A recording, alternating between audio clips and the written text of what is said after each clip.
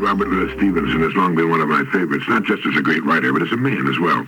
Plagued by a frail body and poor health, destined to die at just 44 years of age, he put more living, more travel, and more work and talent into his short time here on Earth than a million so-called average men. The author of Treasure Island, Kidnapped, Dr. Jekyll, and Mr. Hyde, Stevenson once wrote in a small essay, "As courage and intelligence are the two qualities best worth a good man's cultivation." That's good, isn't it? Courage and intelligence. So it is the first part of intelligence to recognize our precarious estate in life, and the first part of courage to be not at all abashed before the fact. A frank and somewhat headlong carriage, not looking too anxiously before, not dallying in maudlin regret over the past, stamps the man who is well armored for this world, and not only well armored for himself, but a good friend and a good citizen to boot. We do not go to cowards for tender dealings. There is nothing so cruel as panic. The man who has least fear for his own carcass has most time to consider others. So soon as prudence has begun to show up in the brain like a dismal fungus, it finds its first expression in a paralysis of generous acts. The victim begins to shrink spiritually. He develops a fancy for parlors with a regulated temperature. The care of one important body and soul becomes so engrossing that all the noises of the outer world begin to come thin and faint into the parlor with the regulated temperature. He makes some important points in those few words, don't you think? The first and most important being that the two qualities best worth a good man or woman's cultivation are courage and intelligence, and that it's the first part of intelligence to recognize our very precarious estate in life and thus not play it too safely. There's no way to win that game. Tiptoeing through life won't change the final outcome. As soon as too much prudence begins to show up in the brain like a dismal fungus, it finds its first expression in a paralysis of generous acts. The victim begins to shrink and so on. Some people worry so much about the future that they fail entirely to enjoy today. William Lyon Phelps once pointed out that we look backward too much and we look forward too much. Thus we miss the passing moment. In our regrets and apprehensions, we miss the only eternity of which man can be absolutely sure, the eternal present, for it is always now. The fear of life is the favorite disease of the 20th century. Too many people are afraid of tomorrow. Their happiness is poisoned by a phantom. Many are afraid of old age, forgetting that even if they should lose their bodily vigor, weakness itself may minister to the development of the mind and spirit. Instead of chagrin over the past and alarm over the future, suppose we consider our opportunity. As Emerson put it, write in on your heart that every day is the best day in the year. No man has earned anything rightly until he knows that every day is doomsday. Today is a king in disguise. A small lesson from three great minds, Stevenson, Phelps, and Emerson. Courage and intelligence are the two qualities best worth our cultivation, and don't play it too safe. The man who has least fear for his own carcass has most time to consider others. There's a little green paperback book entitled The Gospel of Emerson, put together by Newton Dillaway and published by Unity Books, Lee's Summit, Missouri. It's a book which, if you read it quietly and thoughtfully, will bring a marvelous new peace and understanding. Emerson was one of the truly gifted intellectual giants of all time. He saw things with a wonderful clarity through layers of the obvious and commonplace to the kernel of truth that lay within. In reading the little book on Emerson, I came across this line hidden down at the end of a paragraph. People wish to be settled. Only as far as they are unsettled is there any hope for them. You know, that takes some thinking to understand, but it's one of those statements we know intuitively to be true. Even though we strive to become settled and seek the mirage of security, we know that we do our best, think our best, accomplish most, and most certainly live more fully when we're unsettled. As Emerson put it, only as far as they are unsettled is there any hope for them. In other words, feelers know what's good for us. There's a security of a kind available to each of us, more than we require really, but it's inside, not outside. It's to be found in the development of ourselves as creative, productive beings, loving and thinking persons. That real security is to be found. It cannot be outside of us. If we're not secure as persons, we will only stew and worry about any other sort of security of being settled. And so we usually strive hardest for a chimera, and that's what often brings so much disillusionment in later life, when people begin to sit around and stare at each other and wonder what they've been up to. Being settled is all right for cows and goldfish, I suppose, although I'm not at all sure about that. But being settled doesn't seem to work at all with human beings. They get nervous and querulous, start snapping at each other. They also get fat and sloppy and turn inward upon themselves and get unhappy expressions on their faces when they've been settled for very long. They find that the very thing for which they've striven for so long is not what they want at all. It's the fun of the journey, but usually in belated retrospect it really matters. It's while they're striving that they reach their heights. Only as far as they are unsettled is there any hope for them. How often a successful man hears his wife say, "It was a lot more fun when we were living in a walk-up apartment and counting our pennies to make ends meet. We were happiest then." And the fact is that they probably were. But did they know it then? Living on the edge, striving toward goals still fairly distant, brings out the best or the very worst in people. If they're wise, it brings out the best. If they're ignorant, it can bring out the worst. But being settled, having it made, as we say, seldom brings with it much enthusiasm. And Emerson also said, "Nothing great was ever achieved without enthusiasm, and we are most enthusiastic when we are as yet unsettled." There are many paradoxes in life, and one is that while people wish to be settled, it is only as far as they are unsettled that there's any hope for them. John Handy, president of Handy Associates, New York Consultants, has said that 1 out of every 3 middle managers could be fired with more gain than loss to his company. And that's especially true in larger companies, says Mr. Handy. Calling him, every 3rd middle manager, calling him the corporate parasite, Handy says he fits the following description. He never makes a meaningful decision that helps increase profits. He spouts cliches and bromides when confronted with a question or problem. His time schedule is vague. He's never presented with or always manages to avoid a task which demands measurable results. He constantly asks questions and seldom presents ideas. He's never under any real pressure to produce. He's a fence sitter who skillfully manages always to wind up on the winning side, and when he's on vacation, things go just as smoothly without him. What about the manager of tomorrow? What will be required of him or her? What kind of person will he or she be? The Research Institute of America interviewed more than 100 company presidents to determine what makes today's manager a success, theorizing that this might reveal a key to the question. 4 major qualities were repeatedly identified. The first was ability to manage. That includes not only the ability to get things done through others, but the ability to manage one's own affairs successfully. 2, fiscal responsibility.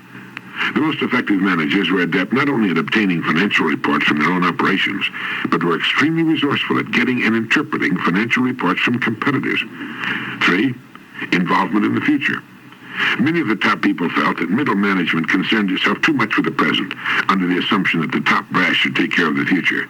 Yet alert middle managers are often in a better position to spot trends and opportunities before they come to the attention of top management. And 4, professional competence. Knowledge becomes obsolete quickly today. An effective manager carries on a continuing program of self-education in his field. The management of business is often and quite aptly compared with the parent, so I suppose it can be said that the good parent will follow along much the same lines. Manage one's own affairs as well as get things done through others. Fiscal responsibility, handling finances wisely, making sure there's a profit left over at the bottom line at the end of the year. Involvement in the future, planning ahead, alert for opportunities, and professional competence, involving a never-ending program of self-education through study. And a good manager and parent says to those in his charge, "You can become anything you seriously want to become. My job is to help you become it." That kind of statement has a double-barreled effect. First, it indicates that we should all be striving for something, and second, it indicates a willingness to help. Attached to the telephone of a young executive of my acquaintance is a small sign that reads, "God give me the wisdom to be as smart as my customers." You know, there's a ton of good sense and worlds of growth opportunity lurking in that small, pithy comment. If there's one attitude common among those who serve the buying public, it's often an attitude which says, "Okay, dummy, what'll it be?" It's an attitude which makes the mistake of assuming that because I work in this business, I know all there is to know about it, while the customer doesn't know anything about it at all. Because of that situation, I am infinitely wise, while the customer I now see approaching is infinitely stupid. Now, I don't mean to say that all who serve the public feel that way by any means. A good percentage of them are great and a joy to do business with, and we remember them and go back to them whenever we can. And I don't mean to pick on the salespeople or the service people particularly. The boss is the one who frequently makes the mistake of underestimating the public, or assumes most people are as dumb as he is. Some time back, I I was checking into a motel, and soon I was back at the desk, asking them to make reservations for me somewhere else. The girl asked me what was wrong, and I simply said, "Your motel isn't good enough." Traveling is tough enough without having to stay in a small, dirty room with an indifferent shower that goes from scalding hot one minute to ice cold the next, with a tile and plaster falling off the walls and ceiling. They underestimate the customer, or feel they have a lock on business whether the customer likes it or not. The primary function of any organization is to help man enjoy a more meaningful existence. That little legend ought to be cast in bronze and put every place in a business firm. The primary function of any organization is to help man enjoy a more meaningful existence. Now, if it isn't meeting that qualification, the people in it should get into something else, should give some thought to going straight. The definition of genius is to think in unhabitual ways. A day should never pass in which people in business do not ask themselves, how can we do a better job of serving our customers? But the number of businessmen who ask themselves that question every day, you could fit easily into the back seat of a Volkswagen. Instead of concentrating on the cash register, if they would concentrate more on serving the customer, the cash register would take care of itself. We shouldn't get our causes and effects mixed up. By making our product or service right, all else will fall into place. It's just a matter of time and perseverance. But we should never underestimate the customer and his natural desire for quality, for value for his time and money. The business people who have heeded that kind of thinking have prospered. Anyway, it's a good idea, that little sign. God give me the wisdom to be as smart as my customers. And we might add, and to serve them as I enjoy being served when positions are reversed. And that business of thinking in unhabitual ways can also bring a fresh, clean breath of renewal into a business. Imagination, you know, is everything. Wilfred A. Peterson, author of The Art of Living in the World Today, writing in Science of Mind magazine some time back, quoted Felix Adler, who once said, "I am grateful for the idea that has used me." And Peterson went on to say there are millions of great ideas in the world waiting for men and women to use them, for people to dedicate their minds, hearts, spirits, eyes, ears, hands, arms, and legs to putting those ideas into action. There's no lack of ideas waiting to be used. There's only a lack of people willing to use them. The idea of the electric light used Edison. The idea of flying the Atlantic used Lindbergh. The idea of saving the Union used Lincoln. The idea of building a hospital in Africa used Schweitzer. The idea of writing Uncle Tom's Cabin used Harriet Beecher Stowe. Ideas use men when men work for those ideas, when men are dominated by those ideas and make them a part of themselves. The ideas need not be world-shaking. Ideas may be limited and yet meaningful. The idea of a new school in the community, the idea of a new church. There are ideas for thousands of projects that will contribute in large or small measure to mankind. Ideas of themselves do nothing. Used by men, they can do anything. The idea of peace is a great idea, perhaps the very greatest, that men should open themselves to and be used by. The idea of war has been used by man for far too long a time. It sent millions marching to their death, destroyed cities, wrecked the world. We need to be gripped by the idea of peace. We should get it into our hearts, into our bloodstreams, into our bones, and make it a part of ourselves. It's been waiting around for a long time for men to use. The supply of great ideas is inexhaustible. Let a great idea use you. Stand up for it, work for it, teach it, sell it, crusade for it. Help a great idea to become a reality through you. Well, I think that's a great little piece, because it should make clear to those who are searching for something to do, some kind of work to get into, a way in which they can not only find something to do, but at the same time be swept up and along by an idea that's bigger than they are. Find an idea you think is interesting and exciting and jump into it with both feet, head, hands, and heart. Let a great idea use you. A great idea might be to build and operate the best business of its kind. Marshall Field had that idea. Great restaurants, hardware stores, supermarkets, any sort of business. You don't have to make a great invention or win the Nobel Peace Prize. A business motivated by a great idea will succeed out of all proportion to a business operating only for profit. So will a career in anything, selling, law, medicine, farming. A person moved by an idea that's bigger than he is can move a lot of mountains during his lifetime. A great idea is like a broad, swift river. Once you've found the one you want, all you have to do is jump in and start swimming. It'll carry you along much faster than you could have traveled otherwise. In the world of today, it seems that each of us needs to choose between one of three courses. Recognizing that we are undergoing changes unprecedented in human history, we can choose to escape from the world, to help build a better world, or to just hang on for dear life and hope that the whole thing doesn't fly apart during our lifetimes. How about you? Which course are you taking?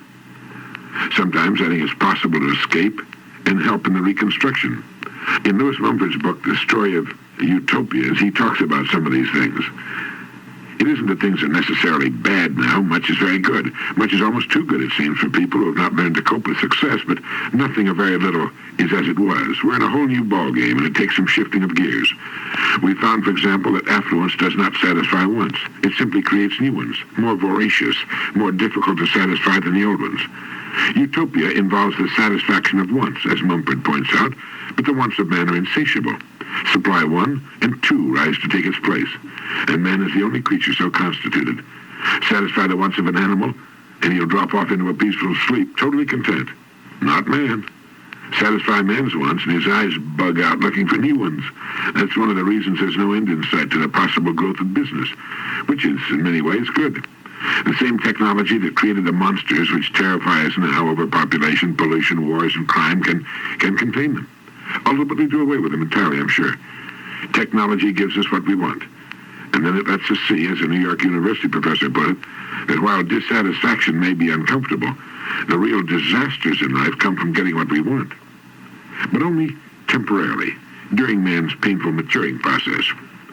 Of the three choices open to us, escape, reconstruction, or teeth gritting and hanging on, I think most of us want to help put things together in a better way. And one way each of us can do that is to strive for quality in whatever it is we do. Simplify our lives. Cut down on the number of things we'll permit to engage our attention and make sure they're of good quality. When you're building on quality, you're building on long-term growth. If we refuse to let junk appear in our lives, it will disappear from our lives. If we refuse to buy things we think are priced too high, the prices will come down. We can make do with what we've got. If the homes in the new development all look exactly alike and there are no trees, let's don't buy one. And let's don't buy anything that has not been well constructed to last a long time. Let's carefully examine and check out things before we'll permit them to enter our lives. And most importantly of all, let's make sure that what we do is of the best quality possible. The late Pearl Buck, famed author of The Good Earth and Nobel Prize winner, wrote something for Modern Maturity magazine some time back, which was reprinted in Science of Mind, that all people, I think, might do well to read. Let me quote just a bit of it. She wrote, "Life is a continuing process. This much I'm sure of, and this much I state on a fine sunny morning as I reflect upon the fact that I've begun to live the 80th year of my life. It's an enjoyable year. I'm in good health, I have much work to do, and I enjoy myself in what I do. I sit in a comfortable room. My work table faces a window which gives me a charming view of a country road winding up a hill. It's the main street of a small village, Denby, in the state of Vermont. We've been coming to Vermont, my family and I, for some 20 years to spend summers, to celebrate Christmas, to enjoy skiing. Now the children have married and gone their way. Their father has preceded me into the next stage of life, whatever it is. And so I'm alone, and yet never alone. Around me is the village life. Here in my house is the life I find in books, in music, and above all in work. I do not know what people mean when they speak of being old. I do not know because I do not know where life begins, if indeed there is a beginning. And I don't know where it ends, if indeed there is an end. I know that I'm in a stage, a phase, a period of life. I entered this stage at birth. I shall end this stage with death. For me, death is merely the entrance into further existence. I do not know what this existence will be, but then I did not know what existence in this stage would be when I was born into it. I did not ask to be, but I have been and I am, and my reason tells me I shall continue to be. I am on my way somewhere, just as I was on the day of my birth. Young and old are for me meaningless words, except as we use them to denote where we are in the process of this stage of being. Would I wish to be young again? No, for I have learned too much to wish to lose it. I have reached an honorable position in life, because I am old and no longer young. I'm a far more valuable person today than I was 50 years ago, or 40 years ago, or 30, 20, or even 10. I've learned so much since I was 70. I believe I can honestly say that I've learned more in the last 10 years than I learned in any previous decade. This, I suppose, is because I've perfected my techniques so that I no longer waste time in learning how to do what I have to do, which is what I also want to do. There will be those who question my certainty of a continuing existence. My belief is based upon sound scientific reasons and long acquaintance with some of the greatest scientists and philosophers of our times. Religious faith and scientific hypotheses are much nearer to the same conclusions than is commonly realized. Serious studies in parapsychology are being conducted in various countries, and the results are remarkable and will someday be made known. Let us take thought. Let us reflect, we who have spent our years. Let us see what can be done in the remaining years. This from a distinguished writer and thinker as she moved into her 80th year, the Nobel Prize-winning author. She also commented, imagine that she had learned more in the decade from her 70th birthday to her 80th than in any previous time of her life.